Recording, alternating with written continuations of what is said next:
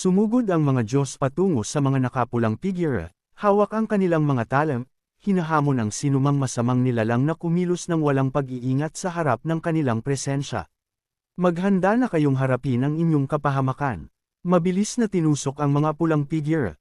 Sumambulat sila sa pagkalat ng sariwang dugo, nagkawatak-watek sa libu-libong piraso. Bumalik ito sa ordinaryong mga daliri. Kumuyam ang ngipin ni Chini sa galit habang pinapanood niya ang mga daliri na bumalik sa kanyang kamay. Nanginginig siya habang tinitingnan si Janju, nauuto, Yuyo. Ngumisi si Janju at sinabing, aking mahal na alagad, huminahon ka. Ang paraan ng paggamit mo ng dugo at laman ay isang pag-aaksaya ng kabutihan. Hindi ito makakatulong sa iyo. Hayaan mong ako na ang bahala rito. Huwag kang tumuros sa akin gamit ang iyong kaliwang kamay. Mayroon ka na lang isang middle finger na natitira at pakiramdam ko ay minamaliit mo ako. Mabilis na hinarap ng mga Diyos ang natitirang pulang figure. Si Chini, nakaramdam ng pagkatalo, ay hinawakan ang kanyang braso at minura si Ju. Tumalon si Janju sa ere, hawak ang kanyang espada, sinasabing, TK Sok. Ang pagiging masyadong mainitan ang ulo ay hindi angkop para sa isang bundok. Marahas niyang tinusok ang dibdib ng huling nilalang. Pagkatapos ay tumalon siya at sumugod patungo kay Chini. Bago pa siya makariyak, nataman na ng espada ang kanyang ulo. Ang kaluluwa ay tumakas mula sa katawan ni Chenas, galit na sumisigaw, Jangju, alam mo na ang lahat, hindi ba? Matapang na sumagot si Chingi, Bobo. Hindi ba sinabi ng master mo na huwag kang maglaro ng mga divine arts sa harap ko? Sumigaw ang kaluluwa, hindi mo ako kayang patayin. Hindi mo ako kayang patayin. Ang tatlong pinagmulan ni Lingkini ay nawasak. Pinalitan ko ang kanyang apoy ng tatlong pinagmulan. Kung papatayin mo ako, mamamatay siya agad. Huminto ang talam ni Janjas sa harap ng kaluluwa.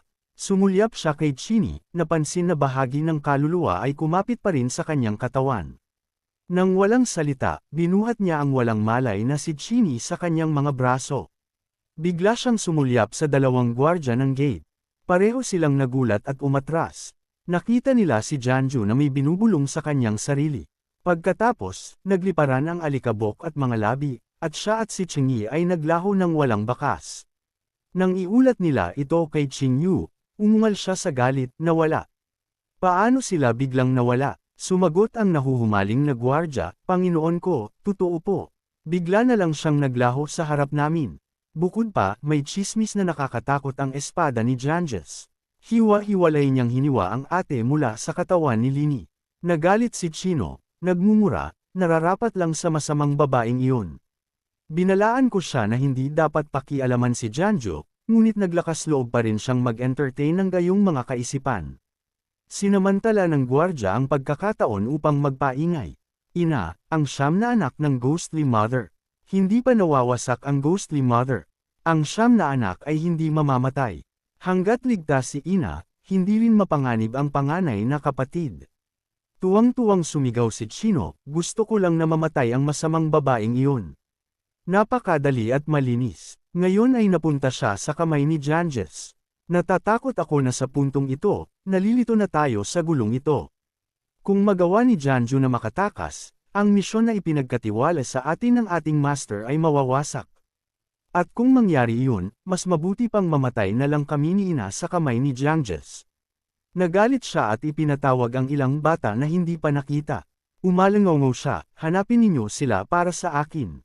Kung hindi matagpuan si Janjo, ilabas ang lahat ng miyembro ng Odd Immortal Sect para sa isang mabagal na pagpatay. Makalipas ang ilang sandali sa isang nayon malapit sa bundok, si Janjo kasama si Chini at To ay nagtago sa tabi, naririnig ang mga sundalo na abalang naghahanap sa kanya. Nagpahayag ang pinuno, kung hindi natin mahanap ang tao na cultivator na iyon, mapupugutan tayo ng ulo. Bilasan ninyo, kung wala siya rito, tingnan doon. Nag-isip sandali si Janjo, pagkatapos ay ibinaba si Chini, bumubulong sa kanyang sarili, hindi ito gagana. Masyadong marami sa mga muscle-bound brute na ito sa paligid. Ang pagbuhat sa kanya ng ganito ay hindi isang magandang plano. Si Shaning, na nakatayo malapit, ay humalaklak, bayaw, masyado kang mahina. Nagulat si Janju nang makita siya doon.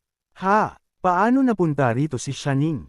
Tiningnan siya ni Shaning na parang simpleton, nagtatanong, kapatid, ano ang problema sa iyong memorya?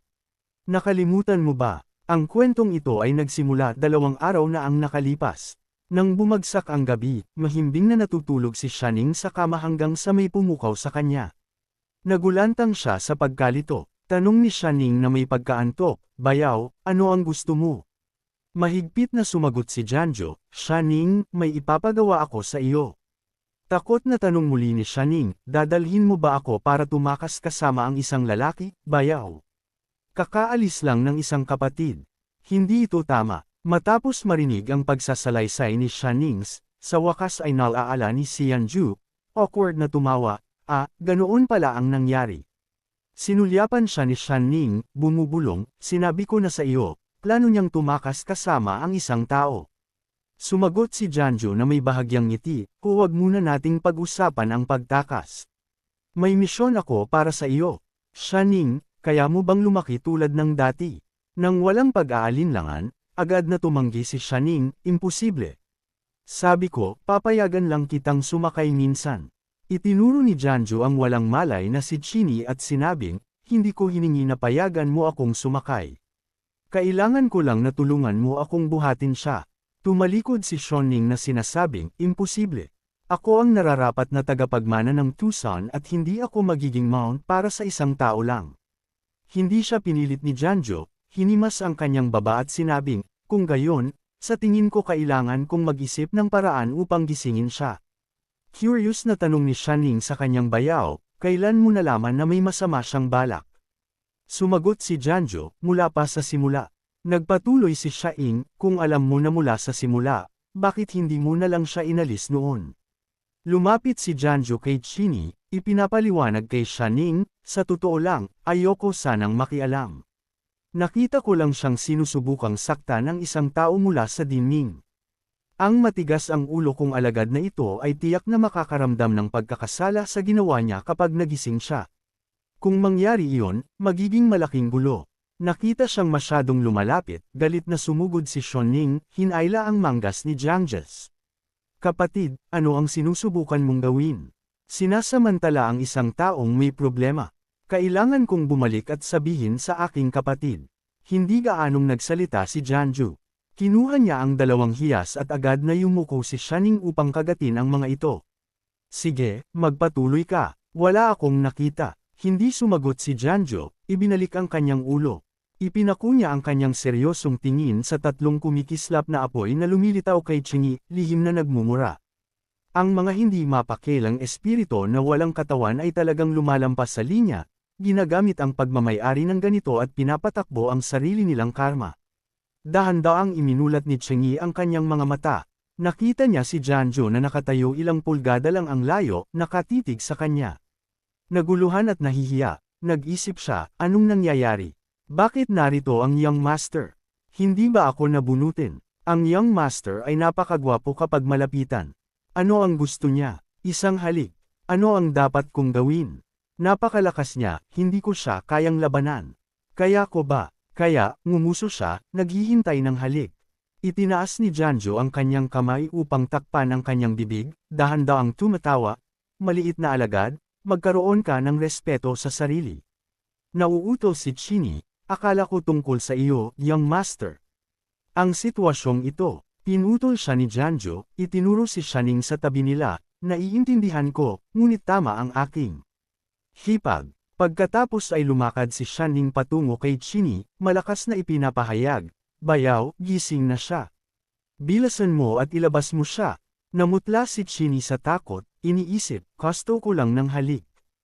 At ngayon, baka mapugutan na ako bago pa man ako magkaroon ng pagkakataon. Talaga bang mahigpit ang batas ng pamilya Tan? Kinutubo ni Janjo ang ilong ni Shanings, pinapaalala sa kanya, ano ang sinasabi mo tungkol sa pagpupugot? Ito ang tunay na usapan. Tiningnan ni Chini si Janjo na parang siya ang kanyang lifeline, iniisip, hindi ako makapaniwala na dumating ang young master dito para sa akin, inilalagay ang sarili sa panganib upang iligtas ako. Napakadelikado nito. Hinawakan niya ang kamay ni Janjas, taos-pusong sinasabing, young master, hindi ka na sana dumating. Ngumisi si Janju, well, nandito na ako. Chini, sabihin mo sa akin kung ano ang nangyari sa Dianming. Kaya, si Chini, na may malungkot na ekspresyon, ay nagsimulang isalaysay. Matapos akong bumalik sa Dianming, nawalan ako ng malay matapos uminom ng isang tasa ng tsaa at pagkatapos ay ikinulong ako sa piitan. Pagkatapos ng lahat ng detalye, tuwang-tuwa niyang sinabi kay Janju, "Young Master, ang aking ama ay nabunutin din sa kanila, at hindi ka talaga dapat pumunta rito. Napakadelikado ng Demon Immortal Sect ngayon." Lumakas ang boses ni Janju, na sinasabing, mapanganib man o hindi, ako ang magpapasya. Sinulyapan niya ang kanyang namamagang kamay, ngumuso, "Sige, luwagan mo lang ng kaunti." Kawawang bata. Ganoon kalakas na kapangyarihan. Mabilis siyang tumayo, itinuro ang malaking conlade kay Chini, ang maliit na alagad, na nagbabala na ang madilim na entity na ito ay nananatili pa rin sa kanyang kamalayan. Kailangan lang niyang ipikit ang kanyang mga mata at magtiis sandali at matatapos na. Si Chini, lubos na nalilito, ay sumunod pa rin at nanatili. Tanong ni Jiangzhou, "Nagtitiwala ka ba sa akin?" Tumango si Chini ng oo. Pagkatapos ay nakaramdam siya ng isang bagay na gumagalaw sa kanyang kalooban. Ang nalalabing kaluluwa ay biglang lumukso, umiiyak, "Immortal, patawarin mo ako. Immortal, patawarin mo ako. Nagmamakaawa ako sa iyo na iligtas ang buhay ng hamak na ito. Nangangako akong sasabihin ko ang lahat. Sasabihin ko ang lahat." Malamig na sumagot si Janju, "Hindi mo na kailangang sumagot. Tatanungin kita, gusto mo bang basahin ko ang iyong kapalaran?" Nanigas ang kaluluwa. "Ha!" Itinuro ni Janju ang kanyang espada sa lalamunan nito, nangunguya, "Sa tingin mo ba talaga ang Nine Lives Ghost Mother, ang ina ng mga patay, ay hindi mamamatay kung ikulong ko ang iyong kaluluwa rito at palakihin ang aking 5 sounds divine? Gaano katagal sa tingin mo ang iyong Ghost Mother ay makakapagpigil ng hindi iniiwan ang iyong dead ghost?" Pinanood ni Shaning, kinagat ang kanyang labi, iniisip, "Nakakatakot ang bayaw ko ngayon." Nanginginig ang bantang kaluluwa, sinasabing, "Jiangju, gusto mo ba talaga akong pilitin? Alam mo ba kung mamatay ako, ang maliit na alagad mo ay magiging isang ligaw na espiritu lang. Kaya mo ba talaga iyon?" Hindi inaasahan, sumingit si Chini, "Young Master, hindi mo na kailangang mag-alala sa akin. Ang pagpatay sa madilim na entity na iyon ang prioridad. Sa pinakamasama, tatapusin ko na lang ang aking cultivation path." Panyanatag siya ni Janju, "Nandito ang Young Master, hindi ka mamamatay. Mag-relax ka lang." Ang kaluluwa, natakot, ay nagsimulang makipagbuno sa kanyang mga kaisipan.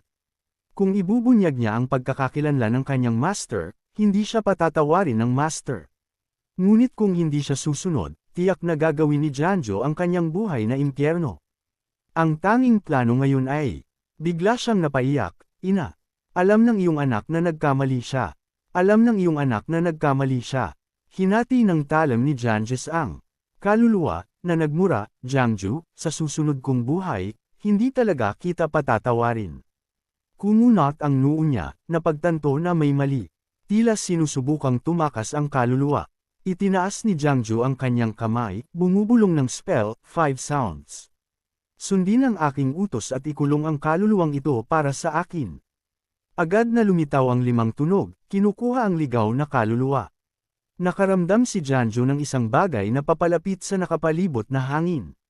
Mula sa batong dingding, 12-dosenang kaluluwa pa ang gumapang, sumusugod patungo sa kanila. Malakas silang tumawa, nangunguya, "Ate, bakit ganyan ang itsura mo ngayon?" Galit na galit si Ina. Patay na si ate. Haha, tinatawag siyang ate. Pagbalik niya, siya na ang pinakamahinang maliit na kapatid. Unti-unting naglaho ang mga kaluluwa ngunit nagpatuloy ang ingay. "Mga tulisan, Janju, hindi kita kailanman patatawarin." Mabilis na isinandal ni Janju ang walang malay na si Chingi sa dingding, tinawag si Shaning. "Shaning! Shaning!" Mabilis na sumugod si Shaning ng sabik. Sa sandaling iyon, naglabas ng kakaibang aura ang mga kaluluwa. Naging isang binding thread ito agad at nahuli ang katawan ni Shanings. Sabik silang sumugod patungo sa pinigilang si Shaning. "Napakaganda ng katawan na ito. Kukunin ko ito. Walang makakatalo sa akin." Hindi inaasahang lumukso si Jinju sa harap ni Shaning, hinaharangan ng mga kaluluwa na makalapit pa. Itinaas niya ang kanyang kamay at nagutos, 5 sounds. 5 deities. Baka tawagin niya. Lumitaw ang 5 Diyos, naglunsad ng atake sa mga kaluluwa. Mahinang nakahiga si Shining sa lupa, tinawag si Bayaw. Habang iwinawagayway ni Janju ang kanyang kamay upang lansagin ang mga binding threads. Pinatag niya siya, ayos lang. Huwag kang matakot. Biglang matinding niyanig ang lupa. Isang napakalaking umuungol na halimaw ang galit na sumugod, idineklara, Jango, pinatay mo ang aking anak. Ang vengeful spirit mother ay dumating upang hanapin siya, galit na galit, Jangju, pinatay mo ang aking anak. Hindi mabilang na kaluluwa ang lumabas mula sa halimaw. Napakaraming kamay ang umabot kay Janju. Ngunit habang papalapit sila, napagtanto nilang naglaho si Janju ng walang bakas. Nakatitig si Chingu sa hindi makapaniwala. Paano siya nawala? Paano siya biglang nawala? Hanapin siya agad. Hanapin si Janju para sa akin. Sigaw niya sa galit. Like, comment, share, and subscribe naman dyan mga ito go. Maraming salamat po.